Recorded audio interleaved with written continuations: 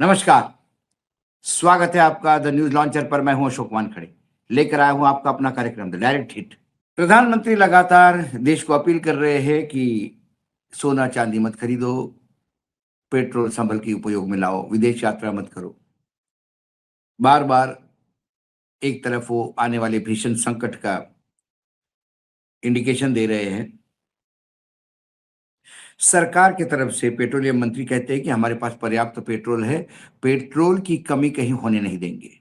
सारे मुख्यमंत्री महाराष्ट्र के देवाभाऊ से लेके यूपी के योगी आदित्यनाथ तक कहते हैं कि पेट्रोल की चिंता नहीं, बहुत पेट्रोल है।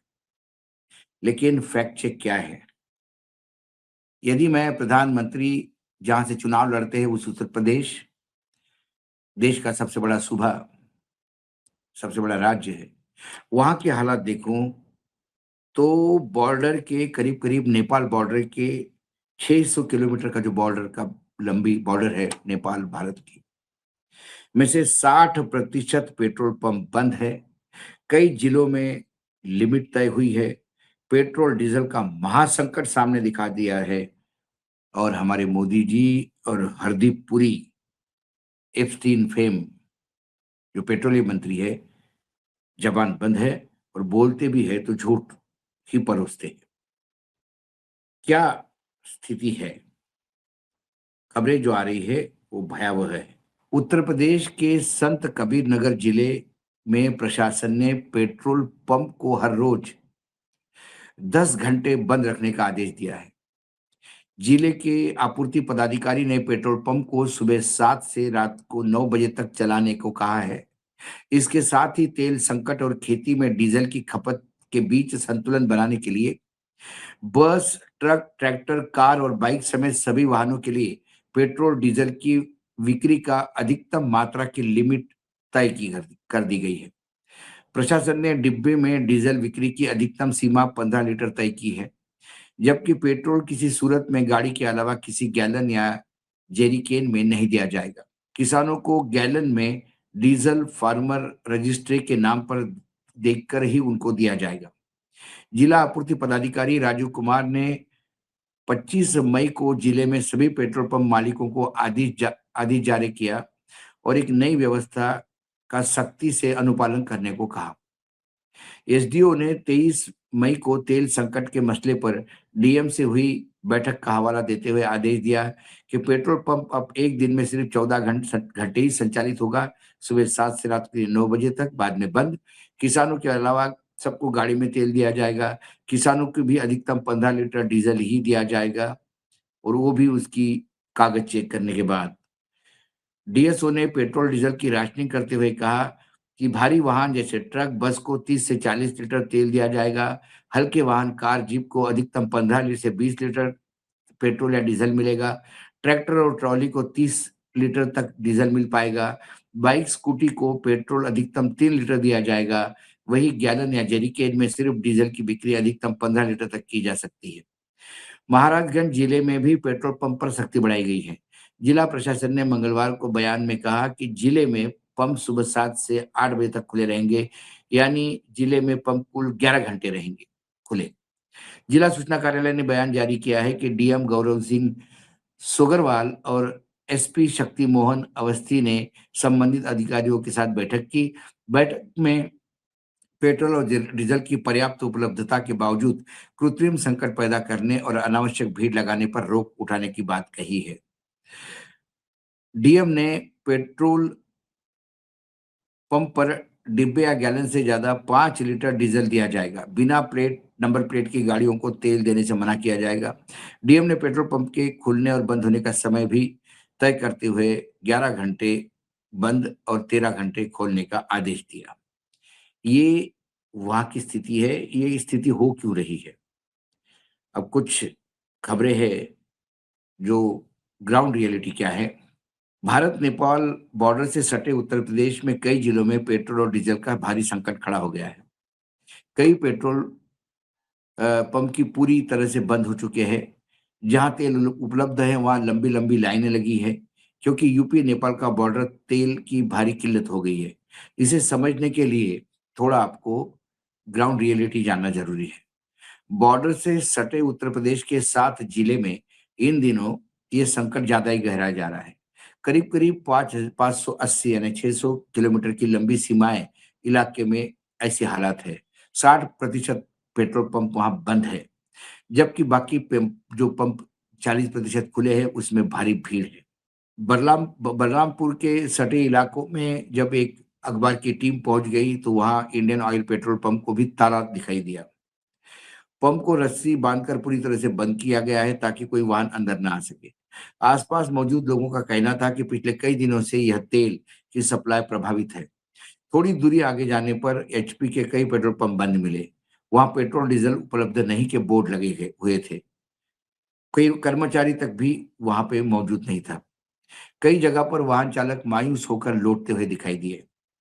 भारत पेट्रोलियम का एक पेट्रोल पंप खुला मिला, लेकिन वहां हालात बेहद तनावपूर्ण है। मोटरसाइकिल और अन्य वाहनों की लंबी लाइनें लगी थी। भीड़ को नियंत्रण करने के लिए रस्सियां लगाई थी, लेकिन अफरा तफरी मची हुई थी। स्थानीय लोगों ने बताया कि 40-50 किलोमीटर दूर से तेल लेने पहुंच रहे हैं। कई घंटों लाइन में लगने के बाद भी ये जरूरी नहीं कि तेल मिलेगा, इसकी कोई गारंटी है। डीजल के संकट का असर अब किसान और ट्रांसपोर्ट सेक्टर पे साफ दिखाई देने लगा है। उन लोगों का कहना है कि जरूरत के मुताबिक डीजल नहीं मिल पा रहा है। जहां 150 लीटर डीजल चाहिए, वह सिर्फ 510 लीटर दिया जा रहा है। ट्रांसपोर्ट कारोबार से जुड़े लोगों का कहना है यदि यही स्थिति रही तो माल ढुलाई, खेती दोनों तरफ से प्रभावित हो जाएगी। कुछ संचालकों से बात की, उन्होंने कहा कि नेपाल में बड़ी संख्या में वाहन भारत आकर तेल भरवा रहे हैं। नेपाल में तेल महंगा होने की वजह से बॉर्डर के भारतीय पेट्रोल पंप पर दबाव लगातार बढ़ रहा है। उन्होंने बताया कि हालात को संभालने के लिए तेल वितरण पर लिमिट तय करनी पड़ी और नेपाल बॉर्डर पर सुरक्षा एजेंसियों को और ज्यादा पुख्ता निगरानी रखने के लिए कहा गया है, ताकि चेकिंग के नेपाल की गाड़ियां भारत में न आए। नेपाल में पेट्रोल और डीजल की कीमत भारत से करीब 35 से 50 रुपए प्रति लीटर ज्यादा है। भारत में 100 रुपए लीटर बिकने वाला पेट्रोल नेपाल में 135 रुपए तक पहुंच गया है। यही बड़ा अंतर है कि बॉर्डर के तेल की भारी खपत है। सबसे बड़ी वजह ये भी है कि नेपाल के लोग आके यहाँ से पेट्रोल भर के वहां पे काम चला रहे हैं। हाल ही में अंतर्राष्ट्रीय बाजार में कच्चे तेल की कीमतों में बढ़ोतरी हुई, ये तो हम रोज बताते हैं क्या क्या कैसा कैसा हुआ। लेकिन उत्तर प्रदेश की बात करें तो महाराजगंज, सिद्धार्थनगर, बलरामपुर, श्रीवस्ती, बहराइच, लखीमपुर खीरी, पीलीभीत जैसे जिलों में भी हालात गंभीर हो गए। कई पेट्रोल पंप पूरी तरह से सूख चुके हैं। लोग तेल के लिए लंबी लाइनें लगा के इंतजार कर रहे हैं। नेपाल में महंगे तेल भारत के अपेक्षा ज्यादा है, महंगा है, तो लोग वहां से आके यहाँ भर रहे हैं। स्थिति नियंत्रण में बिल्कुल नहीं है, तो बहुत भारी तरह से परेशानी है। इसको लेकर जब भी खबरें आती है या इसको लेकर जब बात होती है, तो मुख्यमंत्री हो या पेट्रोलियम मंत्री पुरी साहब हो या फिर केंद्र सरकार के मंत्री हो, बीजेपी के प्रवक्ता हो, वो कहते हैं कि आप लोग अफवाह फैलाकर अफरा तफरी का माहौल बना रहे हैं। देश में पर्याप्त तेल, डीजल, पेट्रोल सब है। यदि सब है, तो फिर यहाँ स्थिति विकट क्यों है? इसका किसी के पास कोई जवाब नहीं। लेकिन एक पुरानी बात याद आ गई, बातों-बातों में बता बता रहा हूँ मैं आपको कि ऐसी ही कुछ स्थिति 1990 में हुई थी। तब वीपी सिंह की सरकार थी और मधु दंडवती जी वित्त मंत्री थे। सुब्रमण्यम स्वामी राज्यसभा में थे, उन्होंने एक सवाल पूछा। सवाल पूछने की तारीख 22 अगस्त 1990 की है। उन्हें कहा कि खाड़ी के देशों में बहुत हलचल मची हुई है, अनस्टेबिलिटी है, उसके वजह से तेल की पूर्ति भी कम हो रही है और भाव भी बढ़ रहे हैं। तो ऐसे में सरकार क्या कर रही है? इस पर तत्कालीन वित्त मंत्री मधु दंडवती जी ने कहा कि इसमें कोई दो मत नहीं है कि खाड़ी के देशों में जो संकट उभर के आ रहा है, उससे तेल की आपूर्ति में भी बाधा हो रही है और तेल महंगा होने का भी चांस है। लेकिन जैसे ही हमें इस बात की आशंका थी कि ऐसा हो सकता है, हमने प्रिकॉशनरी मेजर्स पहले ही हमने संकट को भांप लिया और कुछ आदेश जारी किए। अब देखिए आज के आदेश में और उस टाइप के आदेश में कितना फर्क था।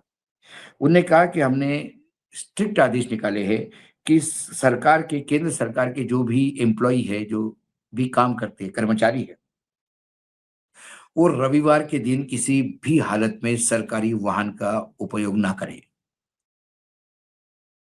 यही बात पब्लिक एंटरप्राइजेस सार्वजनिक उपक्रम के अधिकारियों पे भी लागू होती है और हम सारे राज्य सरकारों को रिक्वेस्ट कर रहे हैं कि आप भी अपने यहाँ ये कानून करें ताकि कम से कम एक बड़ी बचत हो। उन्होंने कहा कि सरकार में जितने भी मंत्री हैं, केंद्र में जितने भी कैबिनेट मंत्री, राज्य मंत्री, स्वतंत्र प्रभार और राज्य मंत्री या उप मंत्री जो भी है, उन सब के पेट्रोल और डीजल के कोटे में 20% की कटौती की है। साथ ही उन्होंने कहा कि मोटर कार कब बिके ताकि पेट्रोल पे लोड कम पड़े, कंजम्पशन ना बढ़े आने वाले समय में, ये जब तक संकट है तब तक।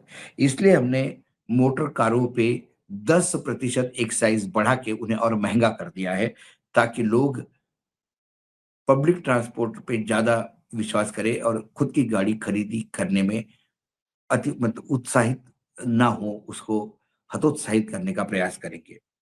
साथ में उन्होंने कहा कि हमने कॉर्पोरेट सेक्टर को भी पर्सनली हमने लेटर लिख के सभी बड़े हाउसेस को, कॉर्पोरेट हाउसेस को रिक्वेस्ट की है कि आप भी अपने कर्मचारियों को कहिए कि सप्ताह में कम से कम 1 दिन